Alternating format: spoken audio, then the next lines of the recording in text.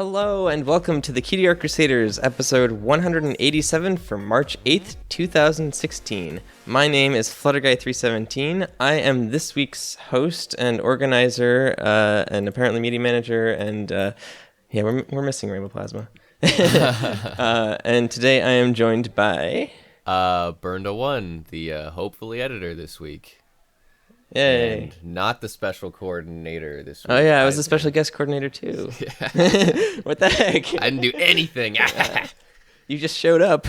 Yeah, pretty much. I just woke up like an hour ago. So yeah, like you said, we actually have a special guest today, and I would like to introduce him. His name is Nadnerb. Hello. Oh, wow. Hello. It's lovely to have you on. And it's lovely to be on this fine Saturday.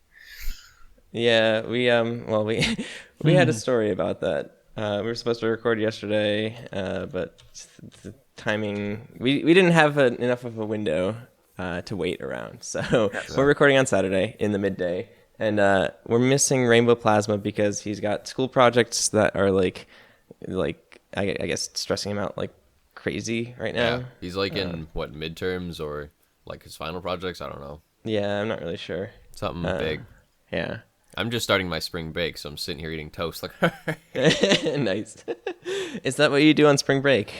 We just laugh and eat toast. Yeah, all the time. Yeah, and drink tea. You people still in school. Yeah, the time your breaks. Yeah. It's okay. I'm saying I have spring break and nothing to worry about, but I have like 3 major projects that are due at the end of that spring break, so internally I'm crying, so it's fine. On the outside I'm laughing, but on the inside I'm just like, oh my god, everything sucks. And on the outside you're eating toast, and on the inside, oh, exactly. you're dying a little bit. I have a whole 2 weeks to do these things that I'm going to procrastinate, right? So in addition to missing Rainbow Plasma, we are also missing Atmospark. Poor guy came down with some sort of flu thing. I don't know. His throat is dead, basically. I become sick frequently, but I can usually still record. Whenever Joel gets sick, he's just like, I may die. And like, Joel, no. He sent us Snapchats, and like his voice was literally gone. It was just like, oh my god, don't do that to yourself, poor guy. So anyhow, Nadnerb, welcome. For anyone who doesn't know who you are or what you do, who are you? What do you do? I'm Nadnerb, and mostly I draw, sort of digital painting style, but sometimes not. I have DeviantArt. That's the only place I put any of my stuff. So if you want to see it, gotta go there. It's nadnerb.deviantart.com. Plugs. Can you tell us a little bit more about how it came to be? Well, I've known a lot of people who didn't figure it out for years, even though it's right there. You just flip it around, and you have my name. Hey. So, yeah, not everyone goes around just reversing all the words they see, so, it's not exactly obvious, but it leads to the name being taken in a lot of places, more than you'd expect, just thinking about it, so that's why I have the D. I add that when Nadnerb is taken. Yeah. Is that like your actual last initial, or? Yes. Although, should I say that? Yeah. No. If you flipped it, it would be DeBrandon. Yeah. Right? Brendan. Yeah. And so it's just flipped as first letters. There you go. Yeah. Yeah, it's good stuff. I always like backwards names. So do you prefer then Nadnerb or Nadnerbed? I would prefer that nobody ever pronounce the D. The D is silent. It's only there for disambiguation purposes. The D is silent. So, Nadnerb is all good. Mm. Yeah. What about your name for short? Is it okay if I call you Nads? Well, I have heard that before, and if you want to, you can go ahead, but... Yes. I'll have to slap you when we meet. Okay, that's fair enough. Okay. I'll allow it. Speaking of which, we've all met you. Yeah, both of the people here I've met already, and the other two Well, I guess I You haven't. technically got to meet Max, Did I? Rainbowplasma. He just was kind of like in the background there. He was the short blonde man in our little group of entourage that came up and said hi to you at BronyCon. Oh, I'm sure okay. he's gonna love that description of himself. Short blonde It was man. quite funny how we actually got to meet. I heard later, because Pudge was in that same group, that he had no Yeah. idea who I was at the time. And Yeah. so he was like, who's this guy they're all talking to? Because apparently nobody, called me by any kind of name the whole time. Yeah. So the story there is that we were at BronyCon last year, and I guess you and Bernd had been texting or talking or something, Yeah. and you really wanted to meet the rest of us, and so we met you on some street corner, just like walking, and Bernd was like, "Oh hey, it's the guy," and then we Oh, talked okay, to you my there. side of the story was that I spent the entire con trying to meet Bernd, and Yeah. after it ended on the last day, I called him up and was like, "Where are you? This is like our last chance." It was like, "Yeah, we're walking to dinner or whatever." So I accosted you guys on a street corner, Yeah. just outside the convention center. Yep. Yeah. Both those stories are true. Yeah. Essentially, the BronyCon kept us running around everywhere, so busy. And I think you'd been messaging me on Twitter or just like actually physically texting me because I. Yeah, I was changed my texting number. you, but it was very troublesome because I have an ancient flip phone, not a smartphone. So. Oh no. So people kept wanting to organize things with me by text, but I was like, this takes me like 10 minutes apiece to respond to anything. So Yeah.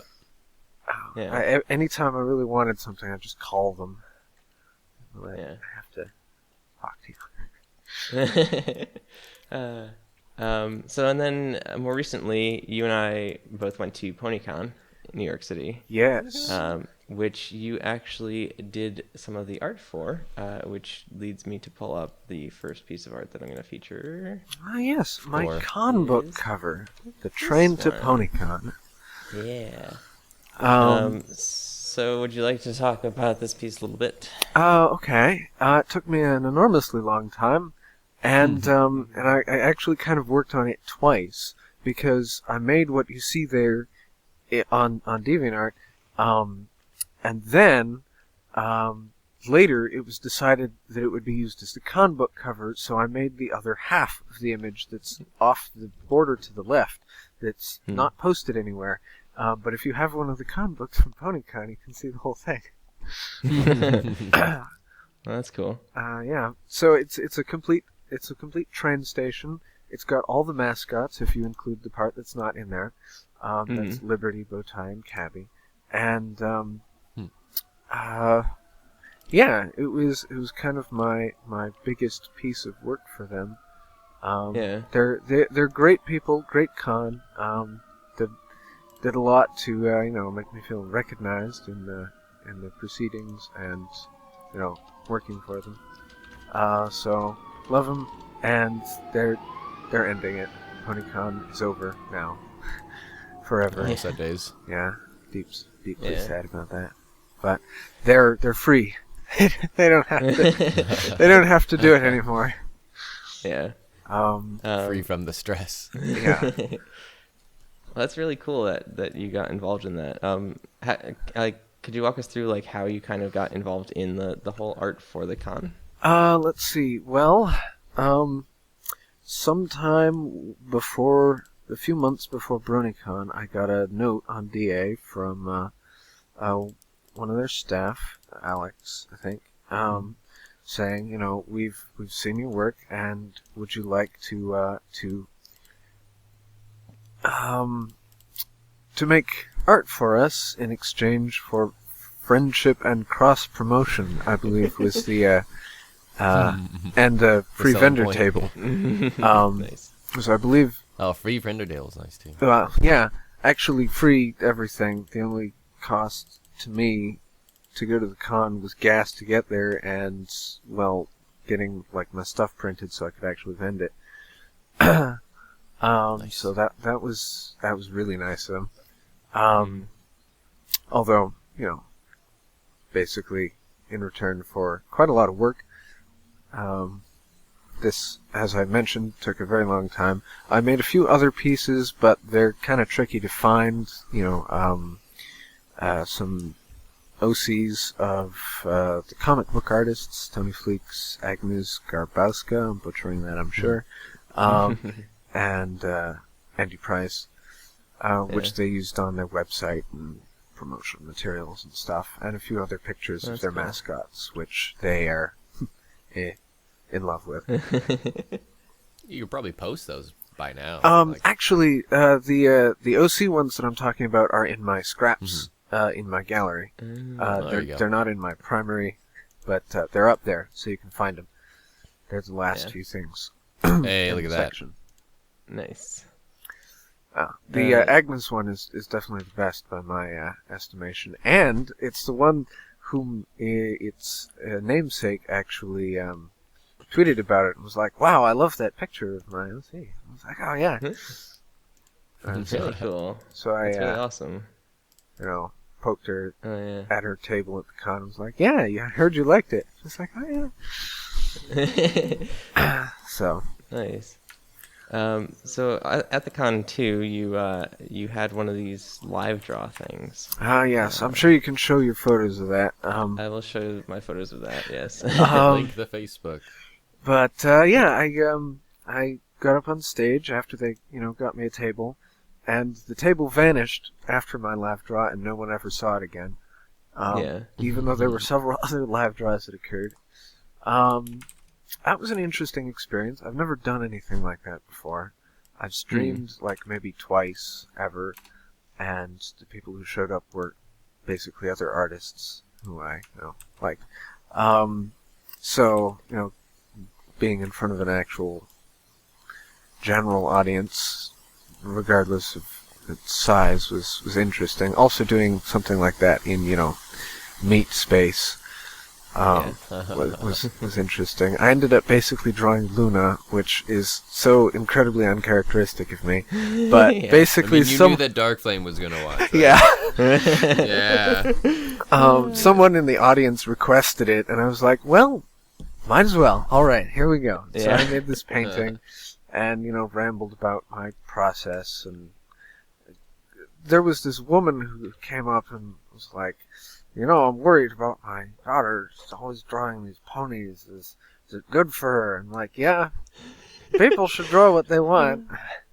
It's good for them." So it was an interesting experience. Yeah, I remember I was actually very impressed with the patience that you had with her. You're actually there for that. Yeah, interesting. We've gotten similar comments. I know I got one at the end of our BronyCon panel. A mother and her 13-year-old daughter who was freaking amazing at traditional colored pencils. Blew a lot of people out of the water. It's just like, oh man, it was awesome. Anyway, sorry, I'm getting distracted thinking about the stuff he was drawing. But her mother asked us a similar question, or I guess directed at me, and was that my daughter really likes drawing these ponies. So much so that she's taking her to BronyCon. Here, they're talking to me, but she's like, I'm afraid of letting her post her stuff online. Is there any place which is safe to post that stuff online? And then I was just like, well, it's the internet. And then I told her that the safest places for her are wherever she feels comfortable posting, like Tumblr, DeviantArt. Doesn't matter. It's how you use that platform. Yeah. And there also is a what is it? There is like safety precautions on both of those websites because I had to have that like kind of serious conversation where it's like, as long as your daughter doesn't check the 18 or older box on either of those websites, she's perfectly fine. And I also said you could also just use Facebook. I'm pretty sure you're aware of how safe Facebook is because everyone uses it these days. That doesn't necessarily mean it's safe. Though it just means that there's a lot of people on it, which actually I would characterize, generally speaking, less safe. But I don't know, because you're all your real name and stuff, and whatever. If you're going to be posting your artwork on Facebook, there's nothing that says you have to be using your name, because you would be using a page for your art, so she could have an alias or do whatever she want. So like, wait, you can do that? Okay, Yeah, you can.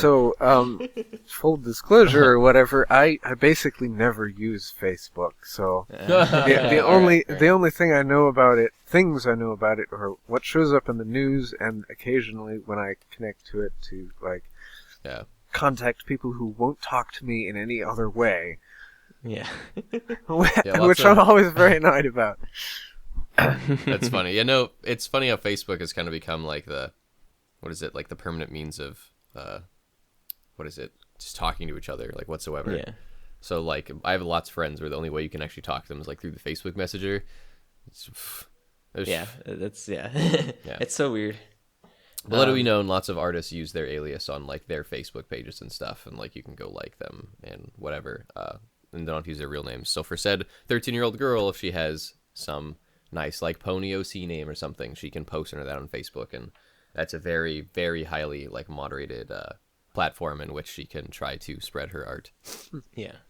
But totally irrelevant. We're talking about you. Yeah. So I wanted to talk about this little orange character that you drew at the live draw, because I can't help but think that we had a little bit of a hand in that. Well, you are certainly the source of the term. Yeah. I would not have used that word had I not listened to your podcast for quite a while. You knew we were watching. Excuse us while we pat ourselves on the back.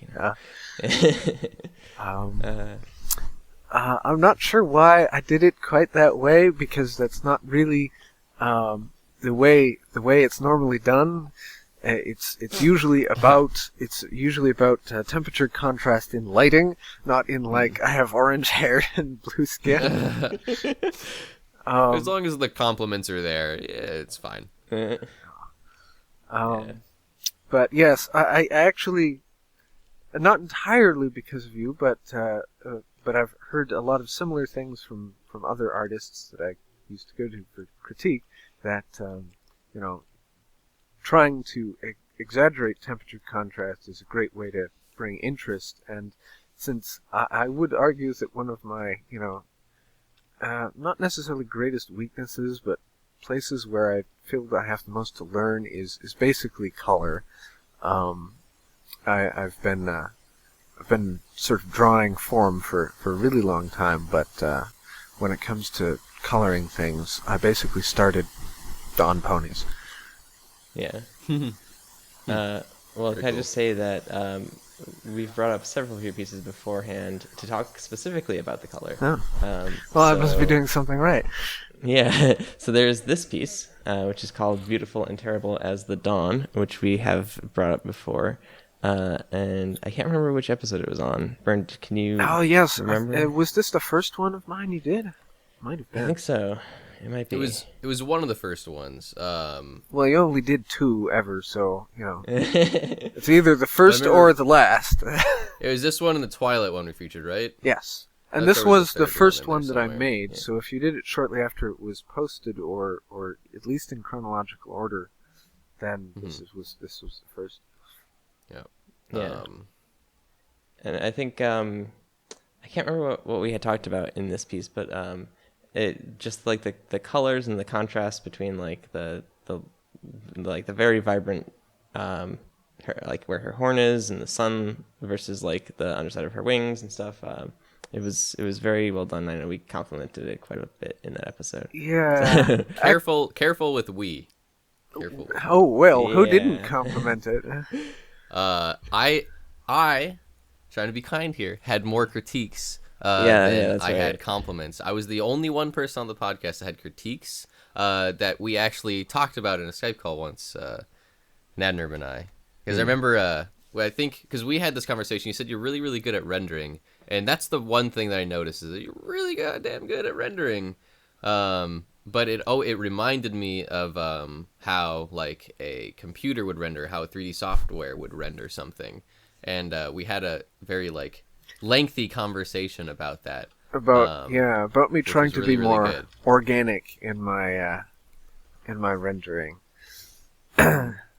Because so it was like, go ahead. Well, to sort of recap the conversation, I was very stubborn early on in trying to draw things in the ways that I thought would be most correct, technically speaking, and so I was pretty heavily obsessed with extremely bright light and places where the parts of the image would just get blown out, and you can see that in this piece actually. Her horn is basically completely obscured by its intense, blinding brightness. Yeah, absolutely. And this was actually, going back to color, also pretty early in the evolution of my actually using, contrasting colors. And the first draft of this was actually almost completely orange. And I took it to some people for, how's this going? Can I post this? And they were like, there is no cool colors in this piece. You need contrast. And I was like, what? Nah. So I actually disagree with them. I would have liked it better with just like full orange. Well, what I ended up doing was a lot of the color in this, or all of the color in this, is actually provided by overlays. This was originally painted in grayscale, and then I, color overlaid over it. And then it was a multi-layer overlay. One of the layers was just all orange, because that was the major ambient color of the piece, and I wanted it to just sort of pervade the piece. And what I ended up doing in response to that critique was basically erase a bit of the orange layer, so the bluishness that you see in the clouds and the less orange areas of her hair that are cooler colors, but only by contrast, are just there because I erased a bunch of the orange out of it. Yeah. Okay. That makes sense. Yeah, because like when I'm looking at the colors, what fights for attention, I think we talked about this a little on the episode, was that like the color in her hair like fights for attention, and like with the orange of everything else. And so like her thing that is contrasting the most is the hues in her hair. And that little like, stripe in the back. Yeah. Oh, which stripe? The dark spot that's basically parallel with her neck and behind her. Oh yeah. It draws way hair. more attention than like her face for some reason, and it's It's because there's two contrasts in that little shadow. There's color contrast and then light contrast. And so her face, I know you want that to stand out the most because there's the highest value contrast there, but there's also when you're fighting for attention or like just like in areas of contrast that stand out the most, like large like flat lines and silhouettes will attract her eye the most. So her face has a lot of fine detail, and like the largest line of contrast is like her under jaw, but that's nothing compared to that bright and dark colored spot that's in her hair, right? Yeah. And so we kind of look at that and we look in that, but yet those colors that are in that space and in her hair, they don't quite mesh with the orange. Yeah. And that's my opinion on the color. But like, I would be really interested to see this when it was just grayscale, like white and black, because I'm sure it would look. Well, I think I can get that for you. I don't know that I can get the entire piece immediately, but I can certainly get it to you in time to like edit in. But what I'm going to show you for right now is actually just the whip of this piece that I posted at some point. Here we go. This is the whip set for this. This is not the final piece, unfortunately, but this is all I have that's still in grayscale. And it's actually before I changed the design of the hair to be what it is in the final piece, which may actually have been better, but I never fully rendered it in that form, so we can't really say that for sure. Yeah. This is really interesting. It's always so cool to see like this kind of progress, or like work in progress kind of, because it's like I don't know, it's the two different styles. It's the sketchiness and then your fully rendered piece on top of that, and it's like It's very interesting. Yeah. Contrast. It's very cool. I like that a lot because, like, in this one, because I mean, literally nothing else is finished, like rendering. Like, there is no background, right, or hair behind her. Really, there's just like her bangs, like her face and her wings are now absolutely the things that are the only things rendered, but now have attention. And it would be like the struggle would be keeping them have that, like, making sure that they keep that attention even with all the details and with all the other junk that I ended up adding later. Yeah, as you can see, the concept for the piece was just her and her, blinding horn and face and stuff. And the clouds are basically what ends up happening in a lot of my pieces, where I'm like, okay, I've got this character, I need to put it somewhere so that it can be a finished piece. Let's draw some in the background. Yeah. Yeah. Like a technique that you could try using is like you have this character, like just with this piece in particular, like Celestia, but she really blends into like what is behind her, where she exists, because everything else is like the same type of orange as she is, right? And so if the piece was what is it? What is the word? Where everything is the same color. I can't remember. Analogous? Analogous, Not quite yeah. analogous. No, monochromatic is the word I'm looking for. Oh. Everything was monochromatic and everything was orange, then orange wouldn't be part of the equation of like fighting for attention, because you can use values or like shades of orange. It is largely analogous color, though. It's the palette that's being used, more or less. Well, I would disagree, because green. Okay, and- but it's not as green. I mean, it looks green in this picture, but it's orange. Like, Yeah. So if it looks green in the picture, then that makes it well, that's not orange. That's one of those color theory things, like how the lower areas of the clouds look bluer, but they're orange.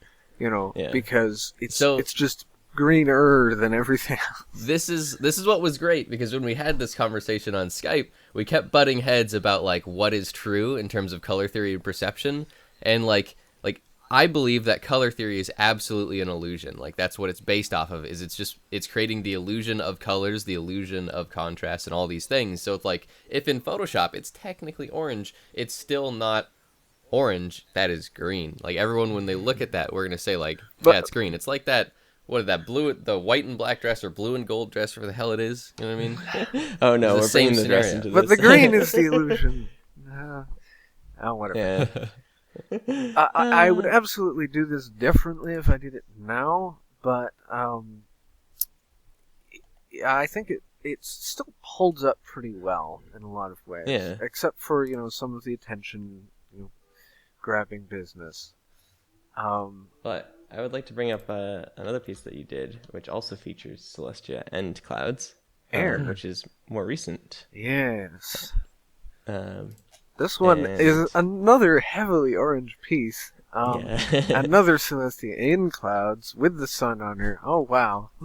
Yeah. Yeah. I Sensing can a sense a theme. pattern here. Whoa. Yeah. Something that I love about this piece, if I can, just praise you a little bit. Go ahead, is the expression on Celestia's face. She looks just so happy. Yes. This this was my expression of pure inspiration after seeing Who Sees Our Light piece, which I mention as inspiring this one in the description. And basically I saw it, and I saw Who Sees Peace, and I was like, this is amazing. I hate that yellow, though. Just grates on the eyes. Yellow. It's the best part. And so I basically made this oranger version that's probably less centrally composed, and I don't know. It's a very different piece, really, but it focuses on the same things: the extravagant hair, mostly, Mm-hmm. and Yeah. the sort of generally content-looking Celestia, who's just doing that thing where she dips her hoof in the clouds. Yeah. I like that little detail. I do like that little touch of the cloud hoof dipping. I think you see something like that in the what was the Come Little Animatic? Children video? Yeah. Oh yeah, Children of the Night. Children of the animatic. Night. Yeah. Yeah. or even not even the animatic, the actually full Yeah, thing. the whole Yeah. one. Oh, you can see the clouds doing stuff. Yeah. So I have to ask you, because your gallery is full of Celestia. Are you the Dark Flame to Celestia? Well, I suppose you could think of me that way. She's the one who basically I feel is the most interesting, both character and visually, and so I end up doing her a lot whenever I'm left to my own devices and do whatever I want type stuff. And after September 2014, I ended up doing a lot of only whatever I felt like, because basically I had a lot less time past that point, and so I stopped doing commissions and decided to keep art as something that I only did when I felt like it. Although I still kind of pushed myself to get something out on a regular basis. Yeah.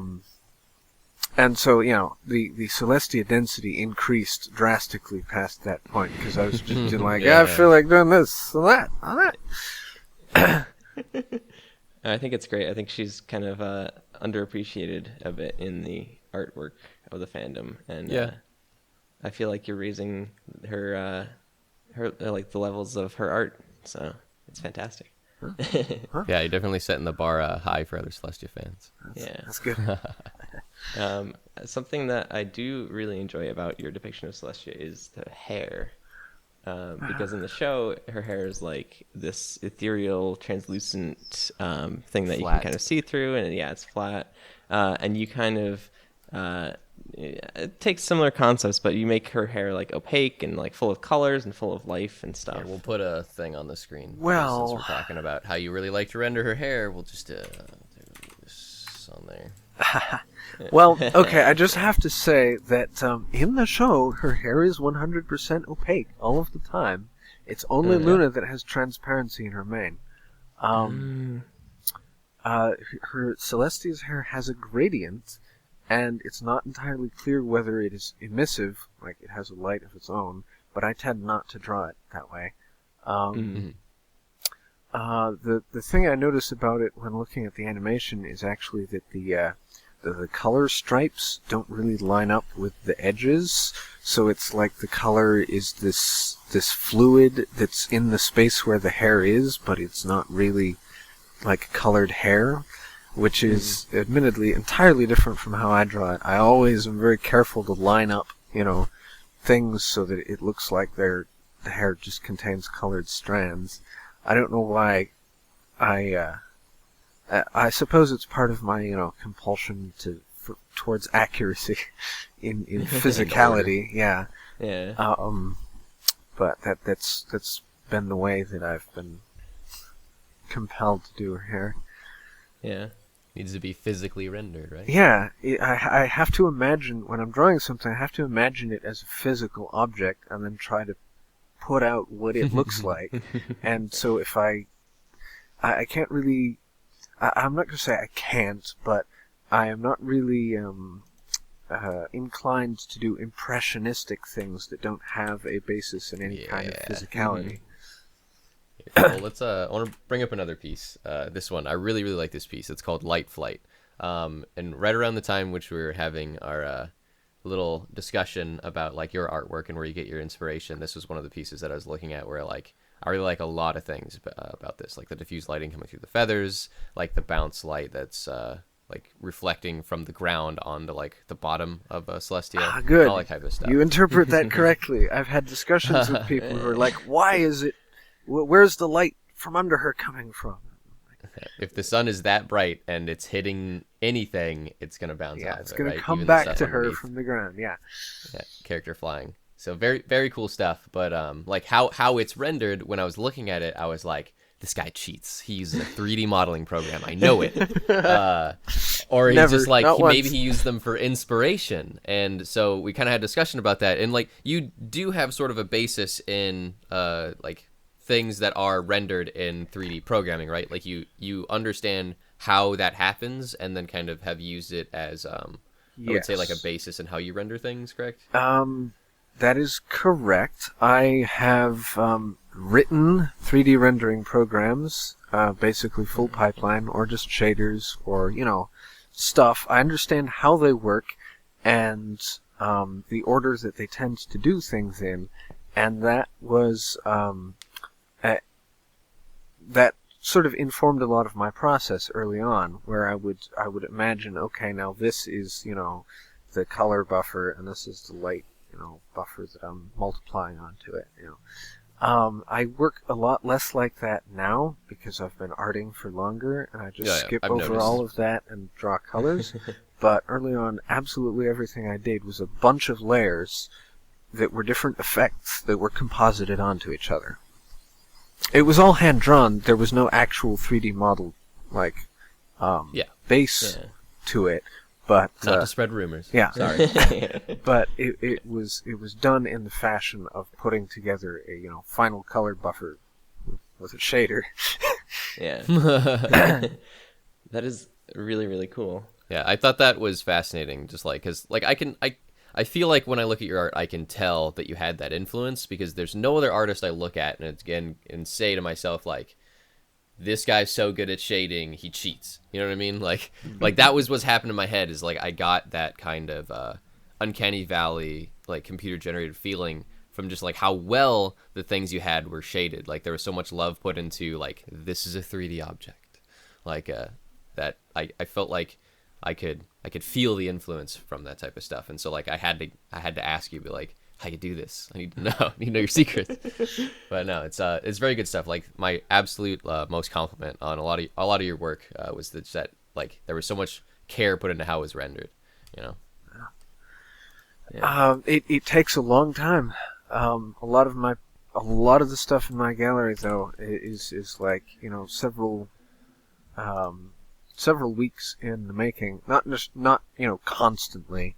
I find that I can't work for very long periods constantly, so I tend to have like maybe an hour at a time over the course of a week or so to make most of this stuff. So I suppose in that case, most of my virtue is patience, actually being able to come back to a thing and keep working on it after I've done it 5 times at that point.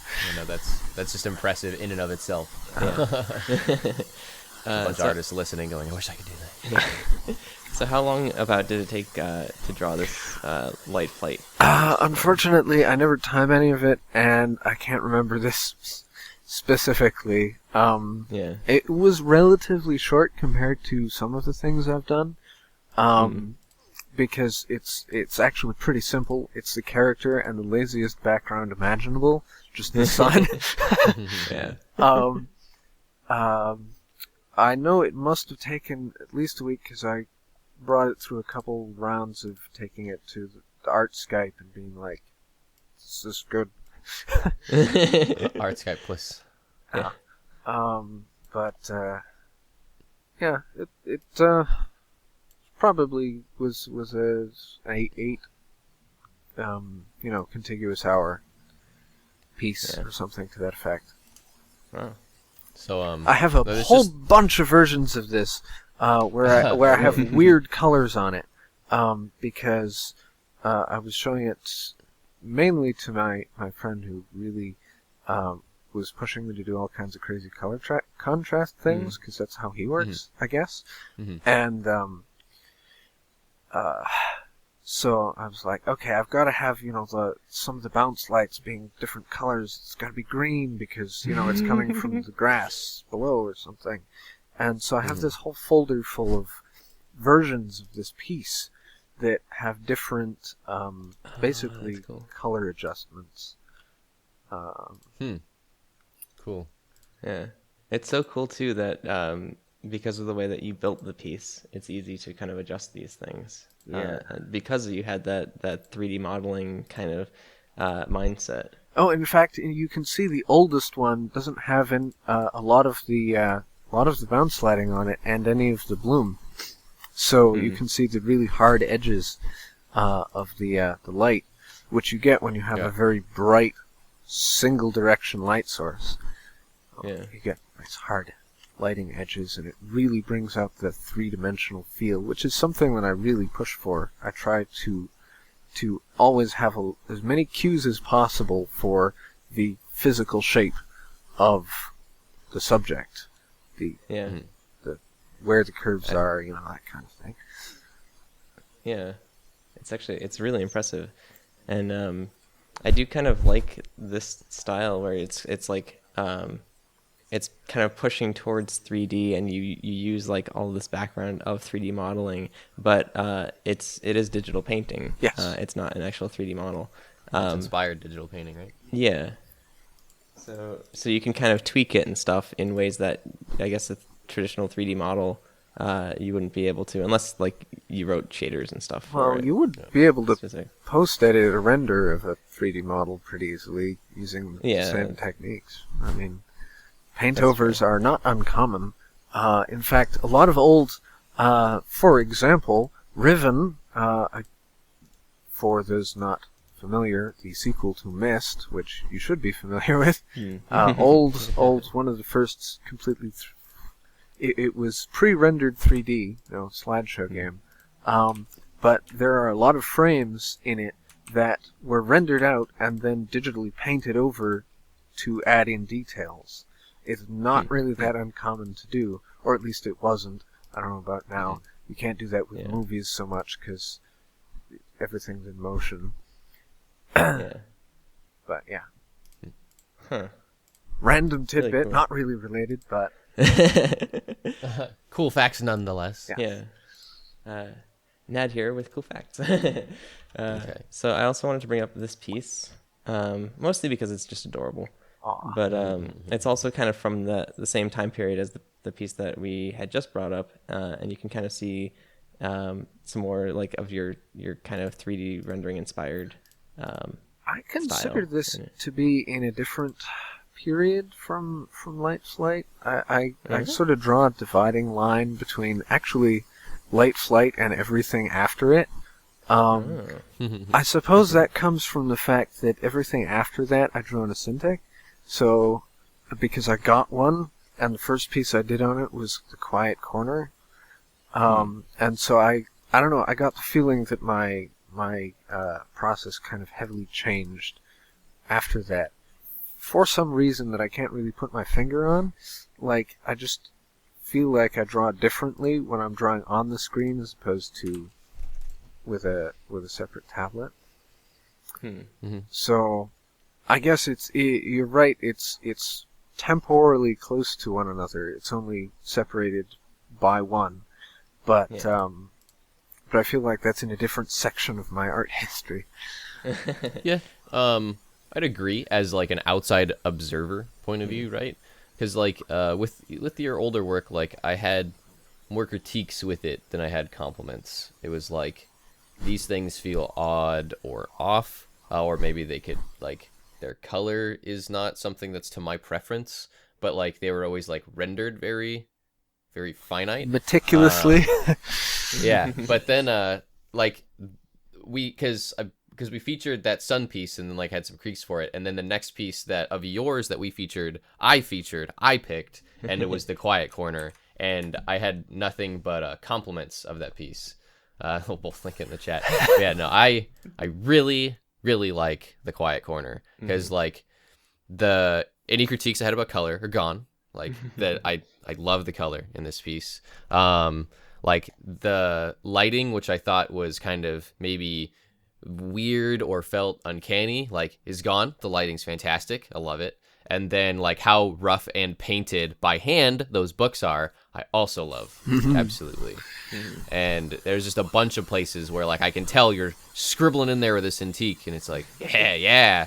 It's great. It's great. Yeah. So now you know that's where that started. This piece, I actually didn't know that before, and it's cool to know that now. Yeah. It's good. It sort of brings together a lot of things that I had done separately up until that point. Like there was a previous piece called Laziness, actually, where I had been heavily inspired by looking at a wood floor in sunlight. I was like, oh, that is really neat sort of texture and appearance. And I did this piece, and Laziness itself was done in final color, without the whole multi-layer stuff that I'd been doing before.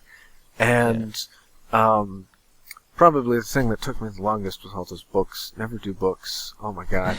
But I'm bringing it up because actually, hey, look, Quiet Corner full of books. But also full of a bright light on wood flooring and a sort of illumination of the air. Not really the air, but the dust. You can see it in the sort of terminus of the ray of light off in the top right corner. Some hard shadows from it. I guess it does actually get really rough down near the bottom corner where I just kind of was like, I'm done with this. I'm done looking at this. Yeah. That's great. Yeah. But yeah. Also this is pretty deep into season 4 or 5 at this point. I'm still drawing Wingless Twilight. Yeah. But it really wouldn't have worked for this pose, I have to tell you. That's a lot of the reason. Actually, that actually happens a lot in even currently, where I'll draw out a pony and then I'll be like, oh no, there's wings on this one. That's gonna cover up all my cool composition and stuff.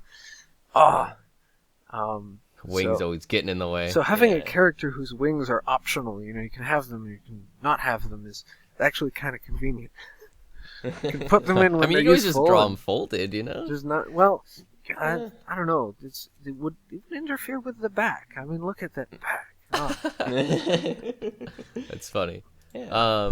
Here, I guess speaking of actually, while we're on this one, go ahead. Look really closely at the cutie marks. I drew them kind of reflective, unlike the fur around them, like they're paint or something. It was a weird, random stylistic choice that I made that I think actually is kind of interesting, and I'm not sure if it's anything that anyone would ever look deep enough to notice or realize what was happening. Yeah.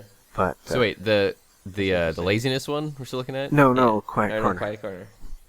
We've pretty much, as far as I'm concerned, been on Quiet Corner this whole time. Laziness was sort of an aside to be like, yeah, this was sort of a previous iteration of this. Okay, no, I still had that open, and I was like, Yeah. Okay, I gotcha. That's pretty interesting. Yeah, no, I definitely did not notice that. That's pretty cool. Yeah. I do remember when Bernd brought this piece up, he was very, very excited about it. So, you did something right. It's cool.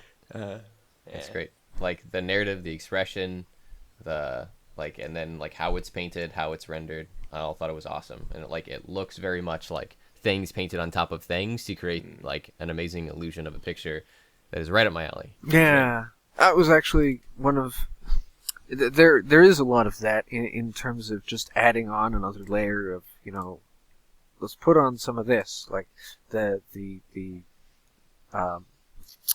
background light source on her tail is just another thing that I layered on. I was like, this needs more depth. How can I make this rounder? Absolutely. It doesn't matter if it has reasons to be there, but it's good. It matters to me. The reason is to make it look better, because it's art. Yeah. You cheat things. Okay, so continuing on choosing not to paint wings, and also kind of focusing on your transition away from kind of how you've always somewhat rendered things. I also really like this piece, and it's been on my feature list for quite some time of things that I would bring on the show. I'm always kind of surprised by the popularity of this piece. It's kind of very much me. It's one of my favorites, but I never really expected it to be other people's favorites. Because it's kind of a reversion in style. It's got line work, but it's also sort of rendered-ish, and it's also Twilightian, so people are like, hey, this is weird. But, Absolutely. So, like, one, the narrative people eat up, like Twilight and Celestia, but there's also, like, the juxtaposition of, like, how fully it's rendered, and then with the cel-shaded lines, like, people also just eat up, like, cel-shaded artwork, or, like, very finely outlined artwork. And I like the lines on this. Like, they have a lot of character. There's a lot of line thickness in places where it matters, and, like, thinness where it should be thin. So, like, there's a whole character in and of itself and how you've lined it, whether intended or not. It's good. And then, like, the color, again, is a huge strong point in this. From, like, the bright contrast of the window to everything else. Yeah. And, like, you have a bright light and then everything else is kind of dimly lit. Because that light is so bright, like, that is all great. Like, the silhouette on the characters, like, there's so many things to like about this. And on top of that, it's absolutely different from everything else you've ever done. Like, it's one of the first times that you'd ever decided, you know what, I'm gonna make some lines. Like, forget all that stuff I'd done before of, like, drawing the characters and making sure they never have outlines. Like, forget that. Well, actually, first of all, I have to say that I absolutely love really good line work.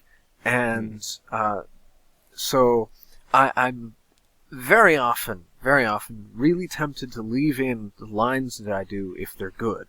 Because if I do clean lines, I'm like, this is nice line work. I never want to touch them again. You know? If I don't say so myself. Yeah. And when I see other people's work that has great lines, you know, and lots of good, you know, use of weight, you know, variation in thickness, tapers where they, like, look at her shoulder in there, I don't know.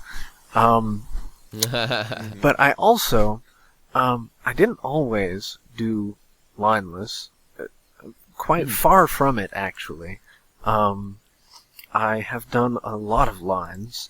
I probably would liken this piece that we're looking at most closely to, like, this style, but with a lot better rendering done over it, where it's a thick line, sort of inspired by the show, but not colored, because coloring lines has always been an enormous pain, and I avoid it when at all possible.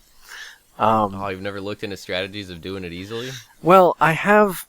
It's not that it's hard, it's that it's another step that doesn't necessarily improve the piece, that takes a bunch of time to do. Subjective. You know, I don't know. I've just never been really happy with pieces that I've colored the lines on, and so I stopped doing it. That's fair. And and then I kind of stopped doing lines altogether for a while.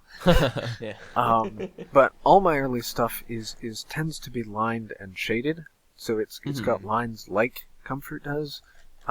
Which is what I meant by reversion. I'd kind of gone back to a sort of past style with that piece. But with my, you know, more modern, more current knowledge of, you know, art.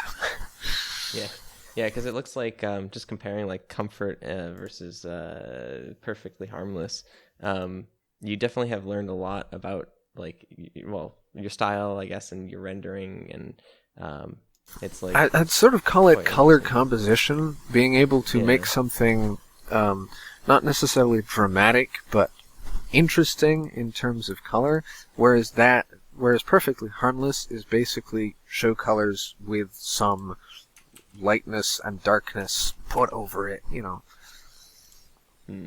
All right, what have we got here? That was another one from the same time period. Forever. Yes. Yes. Same time period. I like the color in that one a lot, and it's just two characters, no background. Fudge the background. I used to do that a whole lot. But it's good. I like it. Since I don't know, at some point I started pushing myself to always have a background, so that I noticed that the things that had a full background tended to get viewed more. I was like, people must like good compositions and stuff, so maybe I'll just stop putting the characters in void and give them, you know, grounding. And it's actually good in a lot of ways. I mean, one way in that I spend time rendering, not just characters, but also things. But also, it gives context to lighting that's maybe on the scene, which you just have to guess at in pieces like this, where it's like, well, okay, they're in a very blue place, because the shadows are all very blue, and there is light. But yeah, I'm what to say about this one? I mean, I kind of agree with you that this is well, I don't know, lit, and it has a good feeling of roundness and wholeness. But it's also kind of inconsistent in a way. I mean, if you look at her top mane and her tail, they're kind of different. Because I did them. Let me let you in on a little secret there, Ned. It doesn't matter.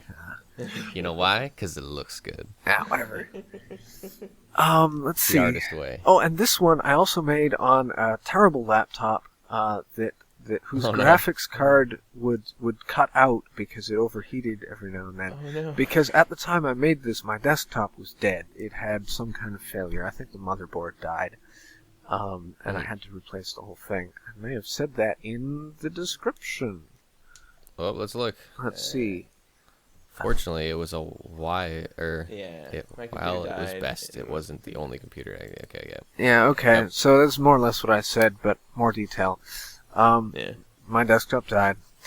I spent a bunch of time Sad days. doing stuff on the couch on a laptop that I couldn't work on for more than an hour. Wow. Yeah, that's terrible.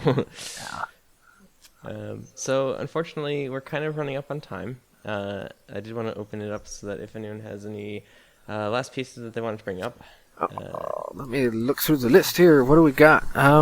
There's a couple I would like to bring up before we end. Sure. There are, I think, 3. Okay, so we'll start with this. This is an ancient past one. This was a milestone for me, in a way, and it's also one of the few ones where the background was actually a really major component in it. Like, I spent a lot of time on this thing. I made this, incidentally, as what I called feature bait. I was like, I need to make something that I put so much, detail into that they will have to notice it. And in fact, after I posted this one, it headered a draw friend, so I was like, oh, well, that succeeded, didn't it? Success. So you know how to bait the Equestria Daily people, then. Apparently.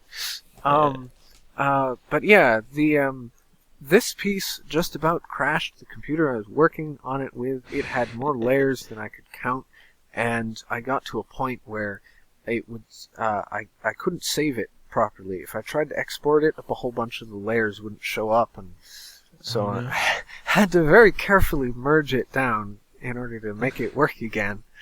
But I did some atmospheric perspective with the canyon, and I probably had listened to your show at the time, and so was definitely calling it that. And the one criticism that I got a lot on this one was that her eyes have no real reflections in them, and they look weird. And I was kind of defensive at the time, because I was like, yes, I put reflections on them. Can't you see? Look.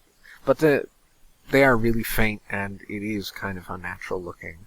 And it's art, and it should look natural. So nowadays, I'm like, yes, that should have been fixed. Well, it's like as I can kind of see the reflection, right? Of it looks like you actually put mountains in the reflection. Yes, I eyes, did, actually. But when you have a spherical globe of water, they don't always reflect like that. They actually have a little they tighten finite everything white in them. point. Yeah. The brightest point, the brightest, all the light gets condensed down to a small area because of the convex shape of the reflection surface. Yeah, you know what you're talking about. Yeah. And it's the reason people will put little highlights on the edges of everything, because those edges, you can imagine them as like a bevel, and they collect light from a lot of angles instead of just one angle. which you get on the surfaces of, flat surfaces. And so you get edges always appearing like brighter than their surroundings. And also the Fresnel effect, whereby, light that hits a surface very obliquely is more likely to bounce off, so things become more reflective as you view them at flatter angles. Yeah, I get what you mean. Lots of fun stuff if you want to really think about, light too much. Which I did. Some would argue that's just the right amount of light knowledge. You're right. I feel like there's a bunch of artists who really love that type of in-depth knowledge, and it's awesome. You can see it in their work. And then there's some artists who are really, really popular who just they're like, fudge it. I just want to draw some things and splash some colors on them. Yeah. We've definitely I've definitely asked Braeburn about lighting and stuff, and he's just like, I just throw orange on one side and blue on the other, and there you go. Bam. It's pretending on knowing what you're doing. Does he listen to your show? I have no clue. Oh, no idea. So we should probably move on to your next piece. Right. Okay. So I just wanted to throw this in here. I'm not going to spend time on it, but this is one of those ones that I've liked and I still like, and it's very simple. It doesn't have a lot of light to it, but it has sort of the best, I feel, situation and action to it. You can really feel her falling over in surprise there. Yeah. And that one always stuck out for me as having sort of a positive feeling towards it, because I really didn't spend very much time on it. I made that quickly, and I didn't get into the long rut where I, rendered it for weeks and weeks. I was like, wow, I hate this thing now. I like this piece. I'd never seen this. It's awesome. Yeah. I like the little before picture where you can see Pinky's tail sticking out of the. And you were the first person to comment on that ever. I put that detail in there because I was like, she's hiding in there, and you could see it in the frame, but nobody ever talks about it. So I'm like, I guess no one looks at the little inset. They notice. They notice. I do have one small critique. Oh. In cartoons, when someone becomes scared or surprised, their pupils dilate. And then in cartoons, they just dilate the entire eye. Yeah. So the iris itself gets smaller, and you're like, how does that happen? That's not physically possible. You see that in the show all the time, when they zoom in on Twilight's face, and her iris is Yeah. If you look at my work, you'll never see me do that ever. The irises are always the same size. It's one of my, compulsions to keep things grounded in some sort of physicality. And if you do things that are totally impossible, I don't draw them. What about that pupil, though? I could have dilated the pupil, though. But I'm not sure if it would have had the same effect. I don't think it would have. Yeah. Because right now, you can't tell if she's, happy or... Well, I mean, she is definitely surprised, but it's there's a Pinky here. Yay, there's a Pinky here, or, yeah. But, anyhow, should we move on to your last piece? Yes, certainly. I am just about set here. I'm not sure that you've covered this one. I don't think we have. So, this one, last one, yes. Oh, yeah. Basically one of my top picks for, just... a nice thing to hang on your wall, so I had a lot of them printed. Plugs. Yeah.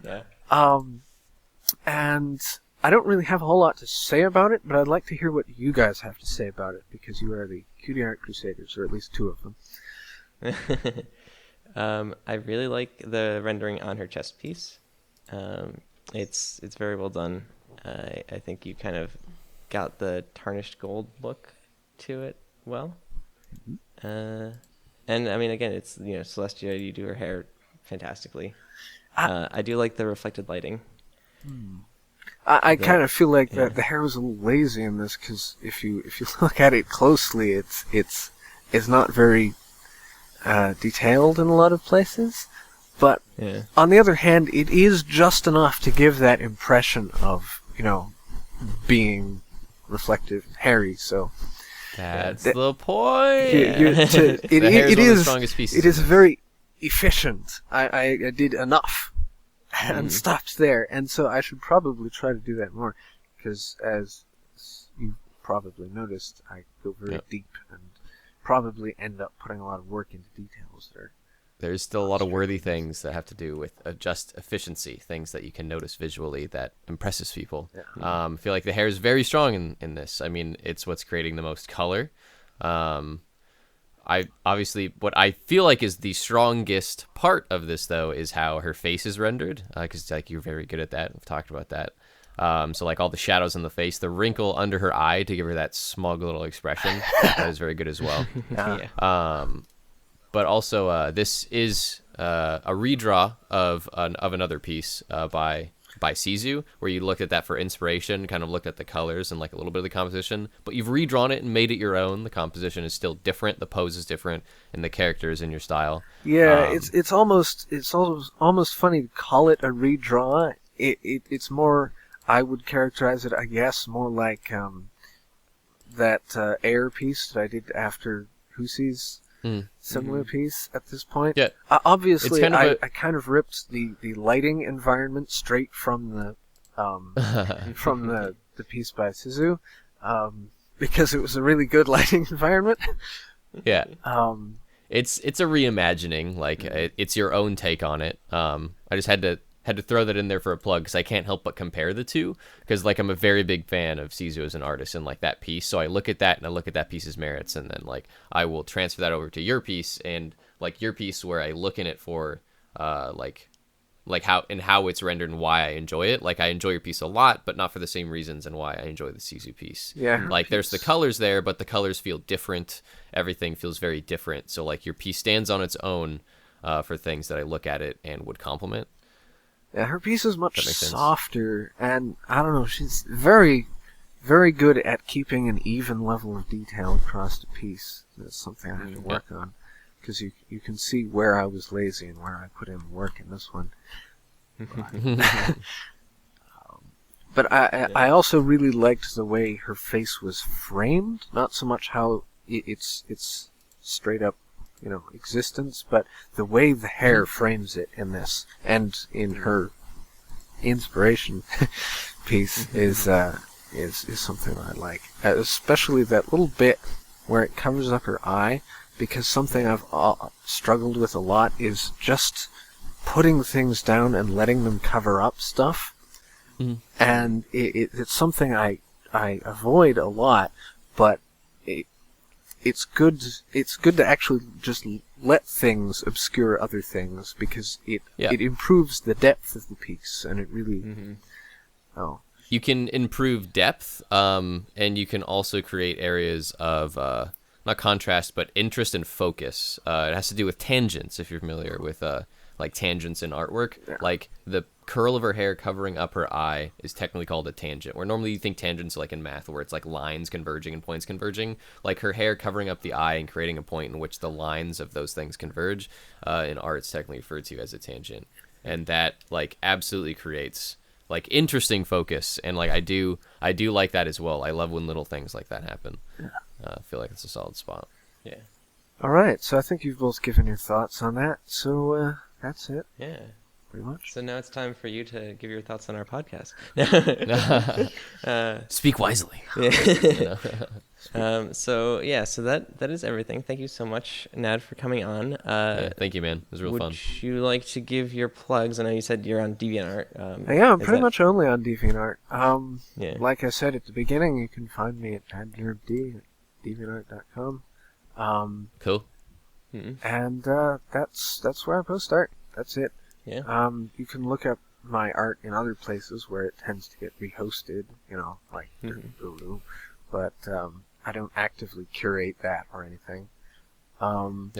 You do have a couple of interviews on EQD. That is true. I was at one point interviewed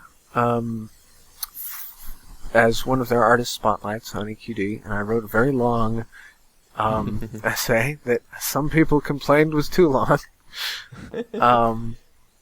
But you can find it up there. I don't know if we have a place to link anything for people, but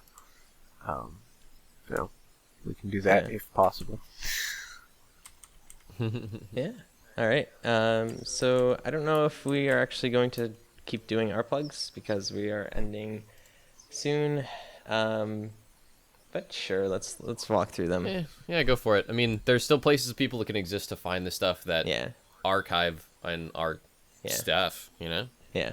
So we have picardo.tv/Cutie Art Crusaders, cutieartcrusaders.deviantart.com, cutieartcrusaders@gmail.com, youtube.com/cutieartcrusaders, cutieartcrusaders.tumblr.com, facebook.com/cutieartcrusaders, and @cutieartcrusade on the Twitterverse.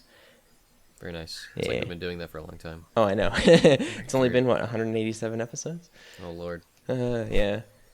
So we are officially ending the podcast. There are 2 more episodes left after this one. So next week we're probably going to do a normal, like, just art podcast that we usually do, and then the week after that it's going to be our big finale. We are not really sure exactly what we're doing for that, but stay tuned for that. Yeah. Cool. Okay. Well, it was great talking art with you guys for an hour or so. Yeah, it was very, very nice to have you on. You too, man. Yeah. I enjoyed this podcast. Yes. Good. Yeah. All right. So without further ado, whether or not you're on, sorry, can I redo that? Yeah, go for it. Thanks. Without further ado, whether you're on Picardo or on YouTube, we love you all the same. I'm copying you, Rainbow Plasma. My name is Flutterguy317. My name's Burned01. Nad, go. Oh, and Nadnerb. Yeah. And we'll see you guys next week. Bye.